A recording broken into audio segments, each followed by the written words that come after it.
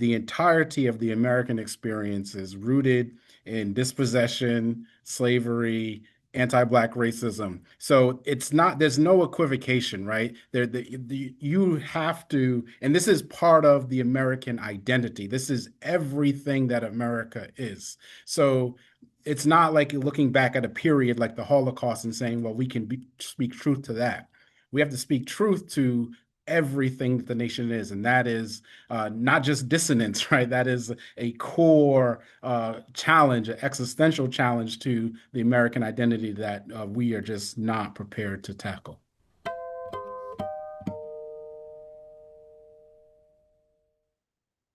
Hello and welcome to Cambridge Forum. I'm Frederic Wigolo, the Executive Director.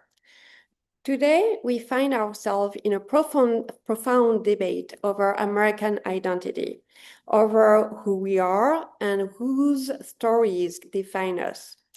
But this debate isn't new. The roots of this modern conversation were already taking hold right here in southern New England back in 1675.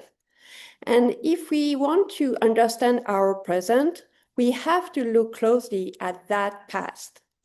Here to help us guide that journey is our moderator, Philip Martin. Philip is a multi-award-winning investigative journalist, a member of the Massachusetts Broadcast Hall of Fame, and a Cambridge Forum board member. Philip, please take it away. Okay, thank you, Frederic. Much appreciated. And folks, really happy that you're here to join us because this is a fascinating panel discussion. And to truly understand the significance of this, let's just call it the First New England War, we're joined by three esteemed panelists. Brad Lopes is an Aquinnah Wampanoag citizen and education director for the Aquinnah Wampanoag Tribal Education Department. His life's work is ensuring that Wampanoag history is told by Wampanoag people and also promulgated, known by others. Mack Scott III is assistant professor, Ruth J. Simmons Center at Brown University. He's a historian, educator, and member of the Narragansett Indian tribe. His work focuses on the intersections of race and identity and employs agency as a lens through which to view and understand the voices, stories, and perspectives of traditionally marginalized people.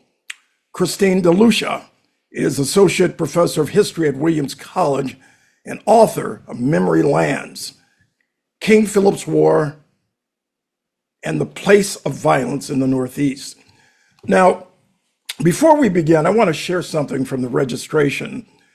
We had asked all of you how much you knew about King Philip's War, as it's called, before tonight. 44 had never heard of it, and 34 of you had studied it in depth. Now, hold on to that number, if you will, because by the end of this conversation, I think many of us will understand not just why we didn't know, but why we were never meant to know. Now, the history we're about to discuss, you can assure it's not comfortable, but comfort is not what we're here for, correct? We're here because understanding where something comes from is the only way to understand what it is. Let's start. We hear a lot about whose voices are centered, whose histories are taught, whose governance is considered legitimate. But before we can understand what was erased, we have to understand what existed. When the English arrived in southern New England, they didn't find an empty land or a primitive one, as we've been told so often. They found something that challenged almost everything they believed about civilization, governance, and the natural order of things. Brad, this is to you. Before the English arrived, what was Wampanoag society? How were your people governed? How did kinship and alliance work? And what was the relationship between other nations like the Narragansett and the Nipmuc? Well, Kuikwasanamu. Good day, everyone. This has to be Brad Lopes. So my name is Brad, and I am the education director, as I was introduced as, for my tribe here in Aquinnah. And Phil, I'm probably going to ask you to repeat this question again because I'm really good at kind of capturing the first part, but not all the kind of second part. Got it. That's So not a problem. Yeah, I guess the question, Brad, is this: before the English arrived, what was Wampanoag society? What exactly was it? How did it function? How were your people governed? How did kinship and alliance work? And what was the relationship between the Wampanoag, the Narragansett, and the Nipmuc? So I think oftentimes when we're looking backwards, right, and we're kind of stepping back into time to the world that our ancestors lived within, it's still a very complex community, very complex society that you're talking about here. And to quote Roger Paul, who is a really wonderful Passamaquoddy scholar, we have to kind of detach ourselves from a Eurocentric way of thinking. And so if you're trying to think of our communities in a Eurocentric nation state, for example, it's just not going to really apply. That's because, again, coming from different standpoints, different relationships between communities, between ourselves, and between the land waterways. But Wampanoag communities, very much so, prior to especially the outbreak of epidemic diseases in the early 1600s, are very numerous throughout our traditional homeland. So which constitutes largely eastern Massachusetts and the Cape and Islands area where I'm from. And so you're looking at over 70 plus Wampanoag communities. It could have been even larger prior to the Great Dying in 1616 to 1619 that are all sharing essentially kinship networks together and sharing language. That's, I think, the two most key defining factors for tribal nations in most cases is that we define in terms of ourselves who we are through language and kinship, less so a centralized political authority. Each one of those communities is self-governing for the most part to several degrees. Some may enter into confederacies, some may enter into larger relational networks that really exist all across kind of these areas. This is true for tribal nations outside Wampanoag homelands too as well. But largely what you're seeing is kinship networks that are essentially like extending all over the place. You're going to have cousins in one village, cousins in another village, and you're probably, if you're like me, a Wampanoag man, we're very matrilineal, matriarchal, which means that traditionally speaking, you're going to then move into your wife's community and become a part of your wife's family. And so that's essentially like one of the core aspects of Wampanoag people, as well as many of our cousins kind of in sister tribal nations throughout the region. We're largely governed in what many have called sachems. And so sachems are essentially like the traditional territory of that particular leader, whether it is an elevated man, elevated woman. And that area in particular would be well known by all of its people. You see this reflected pretty heavily actually in primary source documents, kind of from those early interactions occurring. And that governance is very much so communal based. And so even though you would have individuals that were the leader, they're not necessarily the people always making or calling the shots per se. That decision comes through community consensus making council. It comes through all of these different particular processes that involve things like ceremony and other things too as well. And I think of one particular document that I think really brings this to light. There is a record first recorded in Wampanoag, later translated into English, of a council meeting from our sachem Midark in 1675, where his brother arrives. His brother is older, and his brother would like a portion of the sachemship. And so Midark calls a council of all of his chief individuals, kind of the individuals that he's looking to really kind of decide and help determine some of these issues. And ultimately, they come back with a kind of their determination, and that's essentially how they move forward. Now, in that process, they would have consulted with people like clan mothers, with elders, with powis, all different kinds of people that are essentially important to that decision-making process. And so it can be a slow process, but oftentimes it takes into account all of those different viewpoints, voices, and perspectives as we're making decisions. I'm so happy that you talk about the centrality of women in the context of the Wampanoag people. And I want to stay there for a moment because one of the things the English encountered and was strange to them, apparently, was women in positions of political and military authority. And tell me if I'm pronouncing this correctly. I want to make sure. Tamu, a Sunksqua-led warrior, she led warriors against the English. She governed territory. She was a central military figure in the war. What did the English make of that, and what did they do about it? And first of all, want to make sure that my pronunciations are correct. Yeah, Weedamoo. I just want to dial it back to, I realized that I covered part of the last question. I could do this very succinctly, though. You know, you're talking about in terms of our relations with other tribal nations around us, Narragansett, Nipmuc, Wampanoag nations in the north. These are our close relationships. They're meeting places. They are places in which you oftentimes have kin on the other side as well. But there's also moments in which we are in conflict. You know, we're only human. You know, I think sometimes there's a stereotype in terms of us just never touching anything or doing any harm. But, you know, oftentimes there are moments where individuals, families, and sometimes entire communities have disagreements with each other. However, I think one of the most key telling points is the fact that when hostilities break out in 1675, that you see our communities come together without almost like hesitation or thought. And I think that that speaks to the fact that these communities have long, long, long ancestral ties together, that oftentimes these kind of moments really rise above and show you those deep, deep thousand-year-old relationships that really exist in this region. But speaking on those female leaders, very much so, oftentimes you're looking at this or you're experiencing this from a very English patriarchal world. They are living within a world that is fairly patriarchal in terms of values, beliefs, who is really in charge in society. You're looking at following usually your father's line in terms of English society. And so it becomes something that is, I think, for many of the people that came here, kind of a very different thing, right? They're not used to this kind of thing in their world, not necessarily. And at the same time, you see this reflected again in a lot of those primary source practices, whether it is just simply not naming females at all, whether it is a leader or just anyone in the community in general, or if it is using words that eventually over time become more derogatory in nature. And so I think of that word sungsqua, which is like elevated female leader. And so essentially, this is a word that becomes kind of corrupted over time and used more derogatory and as a weapon.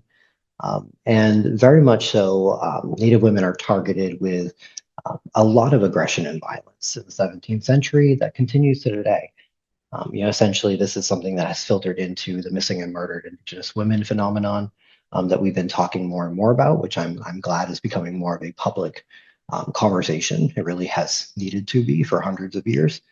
And oftentimes, you know, even after the war, for example, many of the women are just kind of considered automatically to be chattel property and are moved around without really much thought. And so largely it becomes a situation that the English are not necessarily used to. You also see them reflect a lot of their own ideals. They'll call Weedamoo, for example, the queen sachem. This is a phrase they'll use in a couple other locations. But again, they're applying an English worldview of a queen, which oftentimes in their world means a king. And that's not necessarily true, I think, in our case. Weedamoo, throughout her life, had different husbands, and kind of it really didn't determine her leadership, was whether or not she was with someone or not. It didn't determine her role necessarily. But she was also feared in many ways by the English, largely because of how prominent and powerful her community was in Pocasset. And, you know, again, inheriting the legacy and knowledge of her father, Corbiton. So that was a key aspect when you talk about fear. Because of let me turn to Christine for just a second. When you talk about fear, and Brad, I'm glad you raised that. This was a very the English had never quite faced a conflict like this. Is that correct to say, in terms of what began in 1675? The question of the longer arc of this, I think, is really important because there were aspects of what began in 1675 that were unprecedented. The scale, the severity, the impact of the violence, but also there was a long precedent to this here in the Northeast or the Dawnland, including as recently as the Pequot War in the 1630s, which caused immense harm to Pequot people, communities, nation, as English colonial attacks began against them. And then prior to that, right, we could go back to 1492 and a much longer history of conquest. But also as we go along today, we can certainly speak to what is distinctive about the 1670s and the accumulated generational experience that Native nations have by that point of really sustained familiarity and firsthand experience of colonization right in their own home places. Yeah, I know there had been a relatively long period of peace between from the 1630s into 1675, and I'd like to explore that more in a few minutes. We'll get right back to that, but I'm also curious about, and this is key to understanding King Philip's War. Your book sort of grounds history in specific places where a lot of folks walk every day. A lot of folks who are on this seminar right now, the actual land where this violence happened, much of which people in our audience tonight live or near, live in, or they're near there at least. And because land-based knowledge has always been central to Native sovereignty, could you talk about how in the time before the Pilgrims, that the land was connected to Native sovereignty? I will speak to that from the vantage of a non-Native person who is still being very educated by tribal nations themselves about the reality of this, and which is very different than the kind of education that I had growing up in southern New Hampshire, actually. So the reality, right, is that the lands of the Northeast have been Native homelands since the beginning, since time out of mind, and tribal nation citizens have spoken to this reality for generations. They also remain homelands today, and I want to emphasize that point so that we don't even inadvertently have a sense of this is all historical and not contemporary. This is very contemporary, that these remain sovereign Native homelands. Sovereignty, as we will likely talk about as we go on, can mean self-governance, self-determination, autonomy, interdependence, right, with other Native nations, as Brad was talking about, but certainly not subordination to colonists who were coming over from Europe. There are these long-standing traditions of Native sovereignty grounded in place and in responsibility for homelands, for the well-being of the people, for the well-being of all of the living beings in those lands and waters, and to understand that sovereignty is being enacted in ways to ensure the thriving for the future, that this is not a notion of living in one place and then moving somewhere else once that land is exhausted. It is about being in these homelands and remaining there and thriving. So I always want to be connecting the history to the present and the future. Some of the words that have made a powerful impression on me in learning and listening to people are caretaking, stewardship, responsibility, reciprocity, right? A real sense of obligation and embeddedness in these locations where ancestors from Native nations have been for such a long time, and the ways the memory itself has been produced in the land through particular locations and the traditions associated with them. And I'll say just briefly that this is a major contrast to the systems that the English Puritans are bringing with them when they come to the Northeast. To Brad's point, highly patriarchal societies grounded in notions of private property, of often extraction, kind of early forms of capitalism, and in particular Christian notions of human dominion over the land and its beings. And that is much of what the English are bringing with them that is entering into this extremely long-standing space of Indigenous sovereignty. And these are the ingredients that helped spark this new conflict, conflict that hadn't occurred for a long time. And Mack, can you talk about that? I know you've spent your life, scholarly life, tracing the Narragansett Nation from before contact to today. When you look at what existed before the English arrived and what was systematically dismantled, what do you see that most Americans don't? And what do you see that led to this conflict in 1675 in that context? Well, thank you for the question. And thank you all for being here and inviting me to talk. I just want to say from the beginning that I obviously am a Narragansett, but I represent myself as a scholar. I don't speak for the Narragansett Nation writ large. We have, a tribal government, we have a tribal historian, we have elders who really speak for the nation in a way that I cannot. So I just wanted to make that clear. So I guess what I see is what Christine and Brad are talking about, right? This idea that there's an alternative way to be.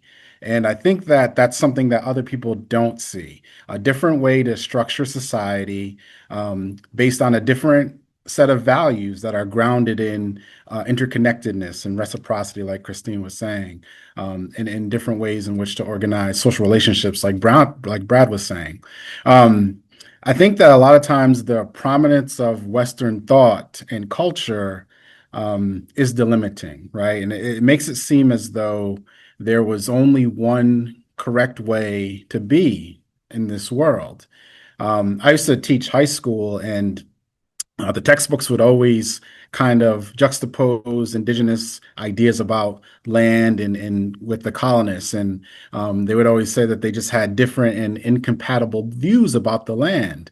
And what is implied in there is that because the colonial view of land ownership is the one that predominates, the one that is adapted by the American government, that was the modern and the correct way to be, right? And that in the converse is that the native way to be, right? Native ideas about land ownership, and it's not just land ownership, but the ways of being in community, right? And Brad was talking about a communal society.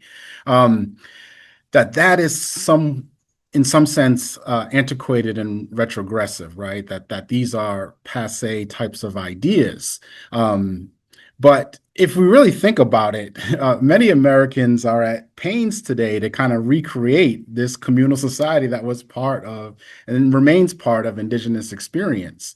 I just had to pay these homeowner association fees, right? And that's what it is. It's this uniformity and communal responsibilities to each other in this community. That's part of creating this communal society. We have these religious and civic organizations that predominate in America today that are trying to recreate these ways of being that are innate in indigenous communities.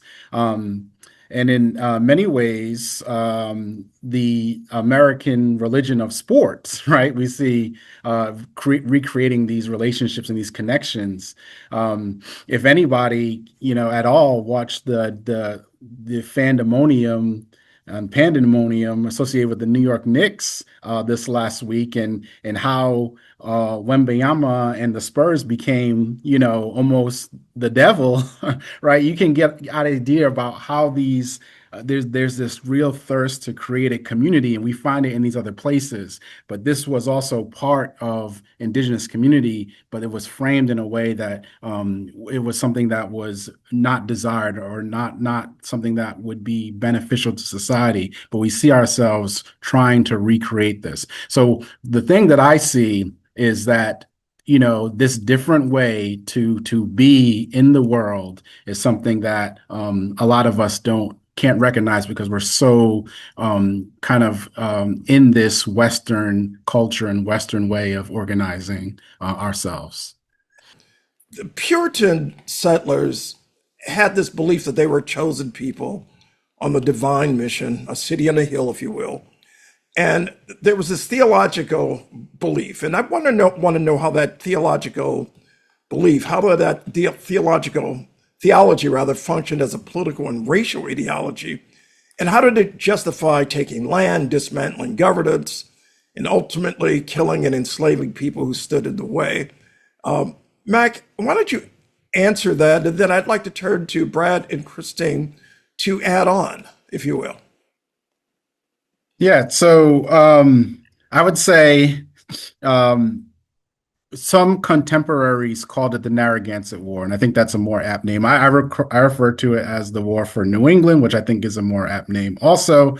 But the contemporaries who called it the Narragansett War were omitting what this was about. It was about supremacy over the Dawnland, right? So at this time that we're talking about in the 1650s, 40s, 50s, 30s, 40s, 50s, 60s, up to the 60s, the start of the war. There's no question that the Narragansett are one of the hegemonic powers, right? In rivalry with the colonial powers, right? So much so that the Narragansett create an alliance with the king in opposition to the colonial leaders who were in alliance with the parliamentarians, right? So there's this real geopolitical struggle going on, and that's what this war is about, right? It's about being able to turn the Dawnland, which we've all referred to as the place, to a New England, right? And that's really what's happening. But to answer your question about theology and what's going on there, we have to, I guess I'll just back up really quick and I'll try to be fast. I know that time is going, but Columbus sailed for Spain, right? And the reason why that matters is because Spain has a head start on this colonial endeavor. Not only that, but the Pope kind of divides the entirety of what becomes known as the New World between Spain and Portugal. And so, for the English to pursue their colonial dreams, there has to be a justification. And their justification is that the Protestantism that they're going to bring to the New World is better and it translates better for native peoples than the Catholicism that obviously was hampering the Spanish efforts. And Bartholomew de las Casas talks about that, and I'm sure a lot of people know that. So this is found in the Charter for New England, like the 1620 Charter, right? The mission is to proselytize and convert these natives and make them good Christian. Well, it's not surprising to us, but it was surprising to, I think, the colonists that the natives weren't willing to give up their religion, their land, their ways of life, and their lives pretty much to this Christian God and the afterlife that they promised. And when that didn't translate the way that the Protestants, the Puritans, the Pilgrims thought that it would, that's when these native people become heathens, right? They become something else because obviously there's something that's going on because they should, in their minds, be accepting of this truth of this Christianity that they're bringing, and that And that becomes that a and that challenge. fits into the puritanical chosen people concept that you're talking about. They're viewed as heathen because they're viewed as other, and become and the rationalization for the attacks upon indigenous people. Correct, Brad? Can you take it from there?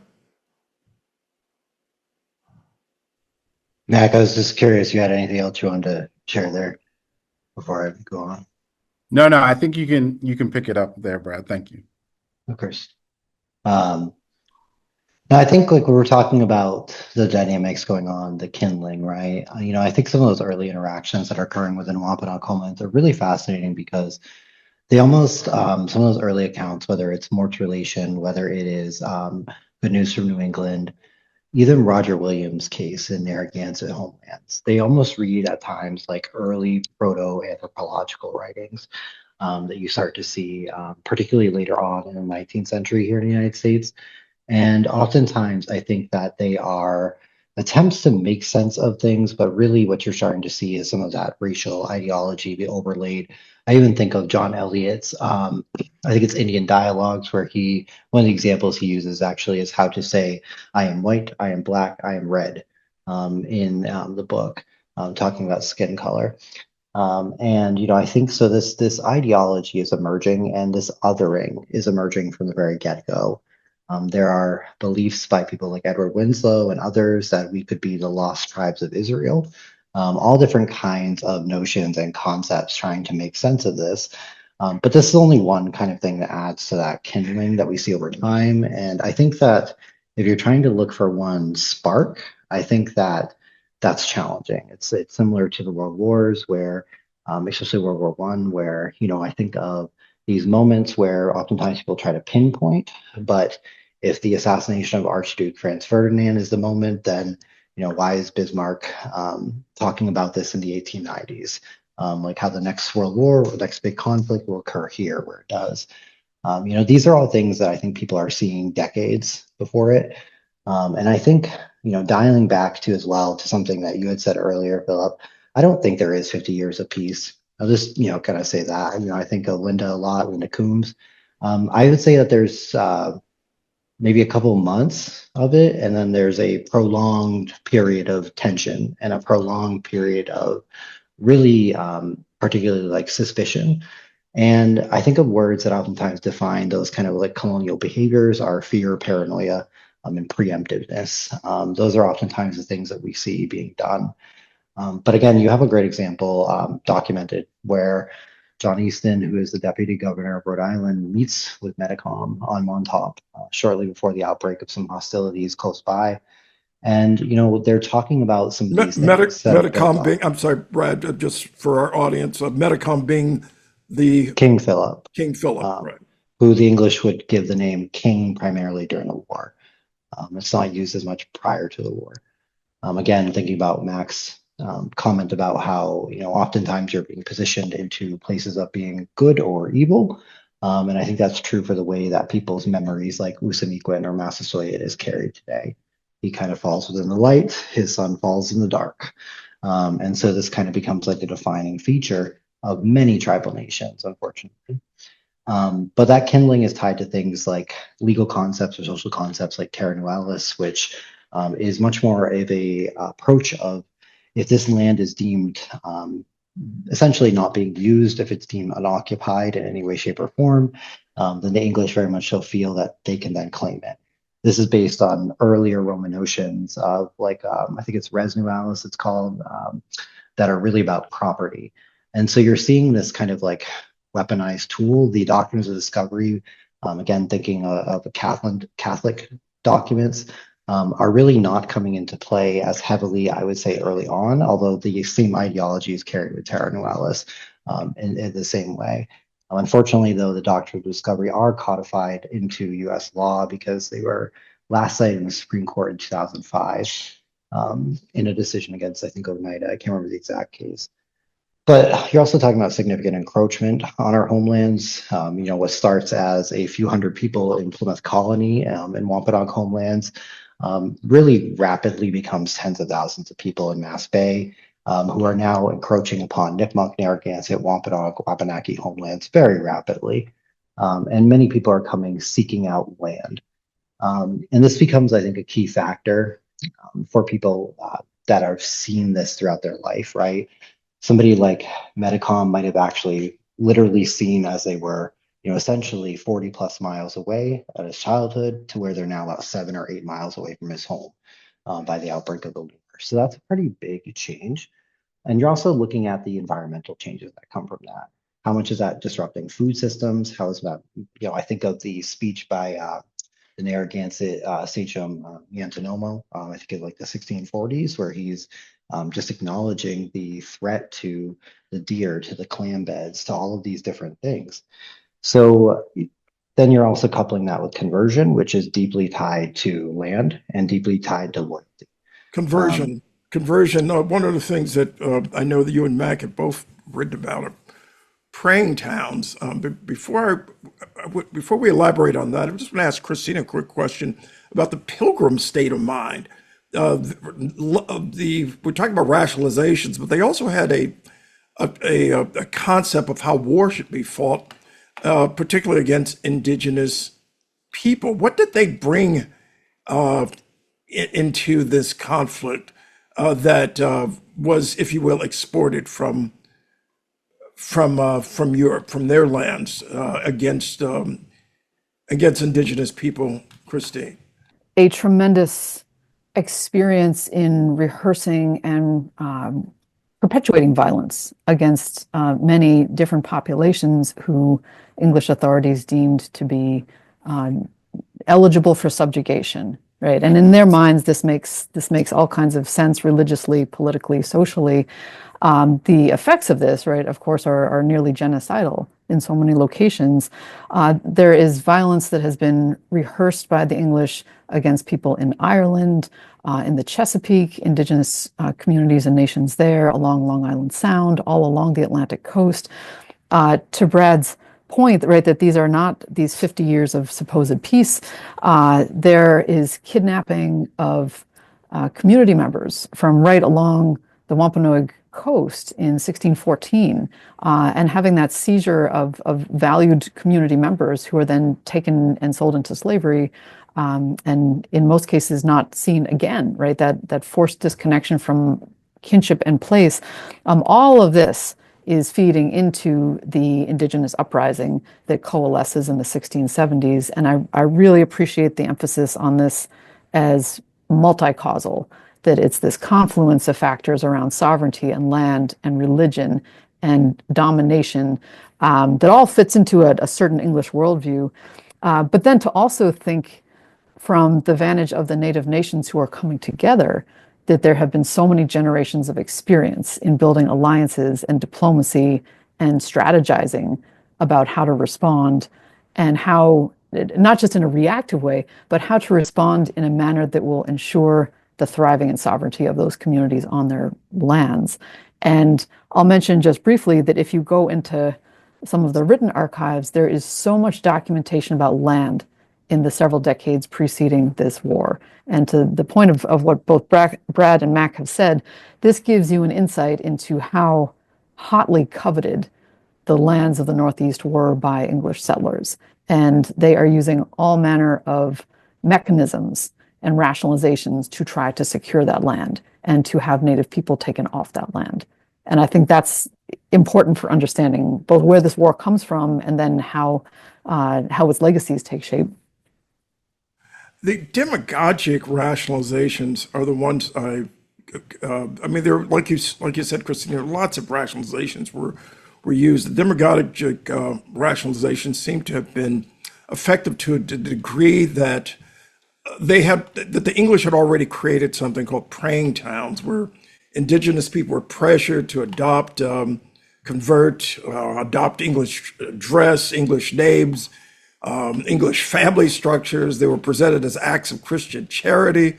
What were they actually, Mack? And what do they tell us about the relationship between Christianity, racial hierarchy, and this project, this ongoing project of erasing indigenous identity? Thank you, Philip. So I'm going to actually defer on this question to Brad. There were actually not any praying towns in the Narragansett country at all, and I think that speaks to what I tried to say earlier about the competition for the Dawnland itself. And for the Narragansett community, Christianity doesn't really become a big part of the culture until the 18th century. So, and that's obviously with the Great Awakening and things like that. So I think that Brad might be able to talk more Was that a cogently form of, about. was that a way of divide and conquering, if you will? Oh, no. So that was a way in which indigenous peoples could kind of have some sort of empowerment, right? So you think around the 18th century, there's lots of dispossession, lots of subjugation, lots of marginalization. But with the Great Awakening comes this opportunity to be empowered by your ability to connect and interpret God's will, right? And this empowers some indigenous communities, especially the Narragansett, in a way in which they're able to challenge some of the sachems, some of the overseers that were trying to really kind of exploit their land holdings at the time. Intriguing. Brad? I think oftentimes, like of the praying towns, you see two different kind of molds. You see what Mass Bay does, which is essentially like you take a group of people and you're going to actually relocate them to a separate location, and then form essentially a new community. Slightly different, I think, from what happens in Plymouth Colony, where essentially you're just trying to embed Christian elements within existing historic tribal communities. Both will kind of be given the name of praying town, although one might not necessarily apply that in the Plymouth area to a strict degree. But they're very much so a divide and conquer technique. They're also a reflection of English superiority in terms of believing that this is the way and that there is no other way. And to do the other way would to be essentially, walking the road of the devil or Satan, or walking the road of sin. And it becomes something that unfortunately is utilized in conversion efforts time and time again as guilt, grief, manipulation, all different kinds of things, interpreting natural signs such as epidemic outbreak as a reason to convert to Christianity. And so there's a lot of, I would say, unfair circumstances occurring. But I also believe that the praying towns, in many ways, posed a significant issue during the war leading up to the conflict, because I believe that for the English, they also felt that they could not trust any of these people. I think for many folks that had not converted, that were opposed to conversion, like Metacom and even his father to a lesser degree, they were people that essentially also had a hard time understanding what was the role of these people within our community now, if they even had a role within the community in some way, shape, or form. And so, but unfortunately, it's the English who will inter many of them on Deer Island. Many Nipmuc folks go to Deer Island. There are probably others from other tribal nations there. And this is essentially an internment camp. It is an isolated island in the Boston Harbor area where they are put on in the middle of winter. I think the order comes from the court in December of 1675, and by February, there are people interred on the island, if not in January already. And, this is where many people lose their lives, even though they had done that, they had walked the pathway. After the war, I would say that Christianity becomes one of the few shields you have, because if you are not reflective of some Christian element within your community, you could easily actually be killed due to a scalping proclamation. There are dozens of them from 1694 onwards to the mid 1700s in By that you mean Massachusetts. the governors, the elected officials gave orders or allowed people to scalp. Is that Oftentimes, yeah, you had government issued proclamations, government issued orders, documents that essentially were paying people to go out and kill people that fit within categories, oftentimes men, women, and children of a certain age, if any age at all, and essentially returning that back for payment. And this becomes, kind of a pretty heavy factor, kind of contributing to things, but it's one of many other things. You could end up in domestic servitude, you could end up enslaved. All of these different factors kind of multiplied as soon as you walked away from the church. However, I think one of the telling factors is that in our case, especially here in Aquina, we really just indigenized the church in many ways. And it became kind of a community holding spot for a lot of these things to continue forward. And I am not entirely convinced everyone who even attended converted in many ways. We transitioned over to the Baptist church actually in the 1690s for the most part in our community, largely because it gives us significant levels of freedom over the colonial government in some ways, as compared to essentially, walking the same road as them. well? Let me just very briefly, Christine, could you summarize very quickly, because we'd like to take some questions from the audience. What was the war? How did it take shape from 1675 to when? How did it begin? How did it end? Just very quickly. Oh goodness, I think that Brad, trying is to that sketch that comprehensive view, right, okay? All right, would take a long time. a really long time because it's so important to get the details of that, right? But I can say from a kind of higher vantage looking down, right? From the point of view of the colonists, this was total war. This was waged against women, children, elders, entire native communities. And much of the strategy by the English was to force people out of their treasured, long-standing homelands, to starve them out, to enact a scorched earth policy against the food and the stored corn, right, that people would be planting come next springtime, because the colonists knew that that would undermine this growing indigenous resistance movement. And you can track this across the entirety of the Northeast, how this campaign moves. And then, counter to that, at each location where this conflict is unfolding, there is indigenous strategizing happening, often in places where there are thousands of years of experience about how to sustain those who are on the move because they are putting themselves in places of greater security and seeking to be brought in by their kin to protect them across this region. And that to me is the most important part of the telling of these histories, that intentionality and that strategy by Native leaders and by Native people to secure their futures. And that's a very different narrative, as I think people may want to touch on, a very different narrative than the one that has been remembered in dominant colonial presentations of this history. I appreciate that. It was a genocidal war, and is that fair to say, waged against indigenous people? I would appreciate others' perspectives. Brad? Some of how I've heard people say is an attempted genocide by colonizers. The Yeah. importance of that phrasing, not wanting to give the impression that this is the end of Native nations and sovereignty at all. Precisely. Yeah. Yeah, precisely. Let's take a few questions from our audience. And I'd like to just point out, though, that when the war ended, Metacom, so-called King Philip, he was beheaded, and his head was displayed on a pike in Plymouth for 25 years. We go down to Plymouth Rock, and people celebrate Plymouth for a lot of other reasons. But I don't know how many people realize that this leader of the indigenous resistance, he was beheaded. His head was displayed for 25 years on a pike. What does that say about the message that the colonists, the Pilgrims, were trying to state? Brad, Mack. I think it's not just Metacom. Weedamoo, same thing. Weedamoo's body is found dismembered, displayed. Tuspekun surrenders, and they basically kill him as well, even though he was supposed to not be killed. Matunis, a Nipmuc sachem, is amongst many who are executed in Boston Commons. And you have what happens with many of the Narragansett leaders.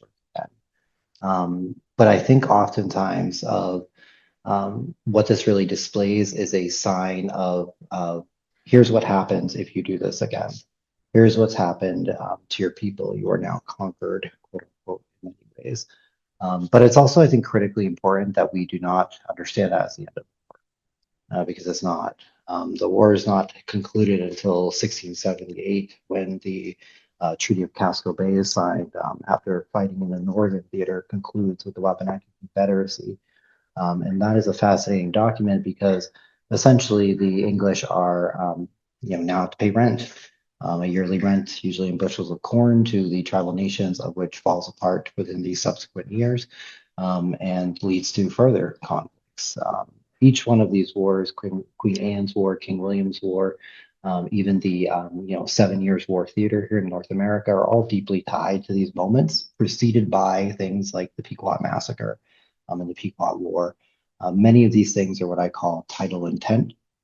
Just like a tidal wave slowly builds up over time, and you don't really notice it actually until you're sitting there on the beach and you watch the water draw out in front of you, and the next thing you know, that wave is coming crashing down, but it was there the whole time. And I think that is oftentimes how I understand these moments, is that even if it wasn't explicitly clear at the beginning, there is no city on a hill where we are present. There is no city on a hill where we are left to be ourselves. And that our sovereignty is valued. And so I think ultimately, if it wasn't spoken outright by individuals, it was something that was not envisioned in the future. And I think you can tell a lot about what people think, feel, and value based on how they envision the future. But we are fast approaching our conclusion, and there are a number of questions, and I'm going to try to get a few in, and just want to also just present one context that we've been told that this war was the deadliest in America in terms of the percentage of the population killed, Indigenous people, Pilgrims, but particularly Indigenous people. And I'm going to start this part of our discussion with a question from Timothy Havel. I think, Timothy, I hope I'm pronouncing your name correctly, Havel.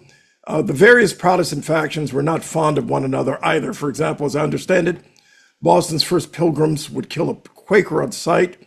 Did the Quakers treat the Indigenous people in their neighborhood any better? I also know that the early French Canadians, Catholics, got along relatively well with theirs. Christine, can you answer that question very quickly? Oh, it's a good question, and there's a lot of mythology that has gotten wrapped up in this.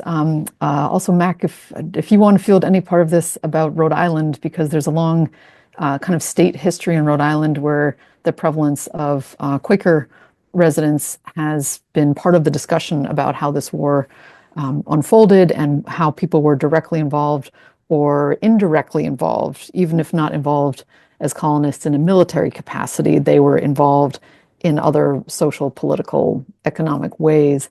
And I say that so that as important it is to talk about the distinctions within different colonial societies, that we also are not losing sight of the larger wave of colonial conquest that is being attempted here, and that for people on the ground, it may not have made too much difference, the exact religious affiliation of those who were showing up on their doorsteps.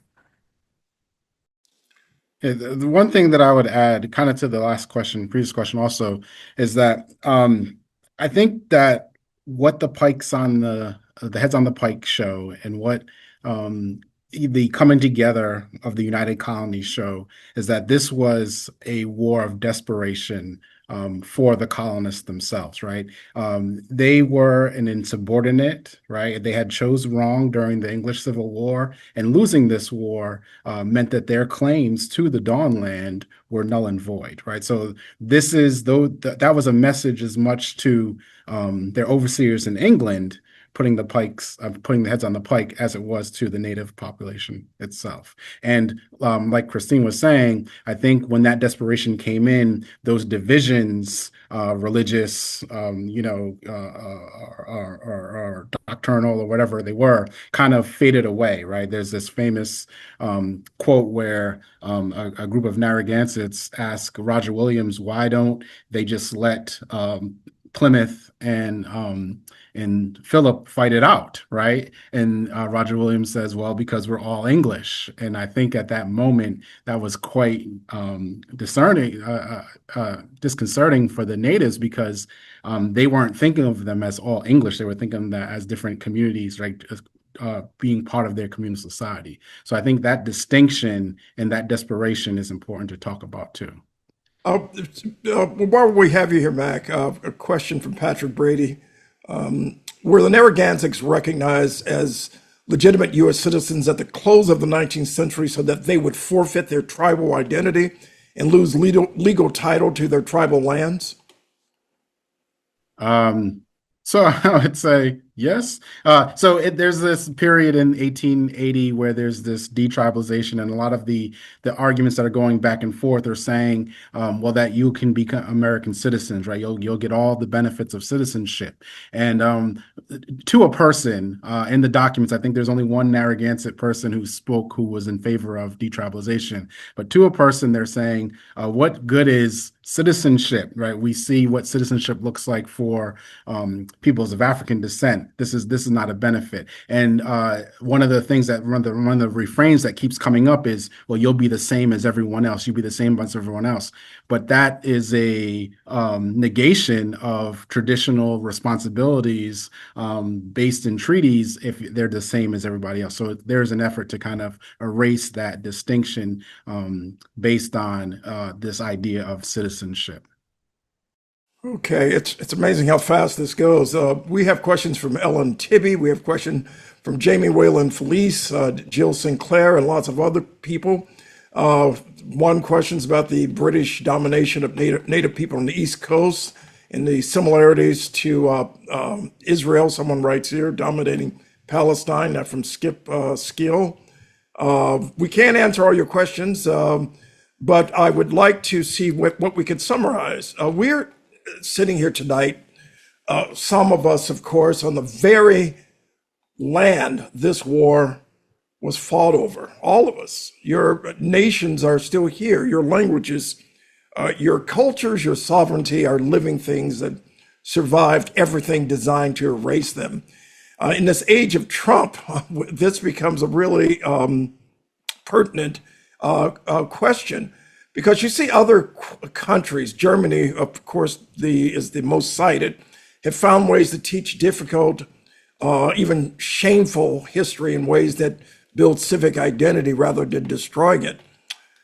Germany does not teach the Holocaust as ancient history. It teaches it as a living responsibility. And I'm wondering from the three of you very quickly, what would it mean for the United States to do the equivalent with this history, the history of indigenous people in 1675 and beyond and before, and especially in this age of Trump? Christine, start with you. I find the most energizing work to be that I do in educating and in being in classroom spaces and also outside of classrooms with teachers, with students, myself, a teacher and a student, and willing to enter these spaces and often confront and have to unlearn things that have been instilled.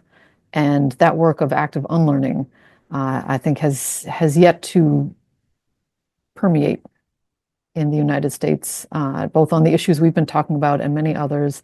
And for a conversation to begin extending is going to be crucial. And the work that Native nations have always been doing to speak truth to this is the starting point for that. Brad?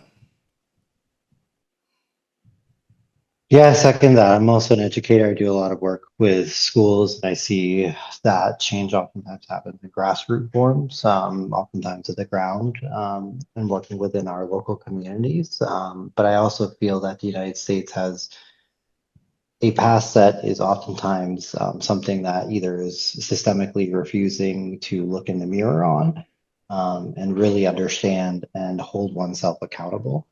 Because I also think that there is a fear that to do so would mean to decimate centuries-long myth building, as well as essentially confronting whether or not you have a justified existence as a place in many ways.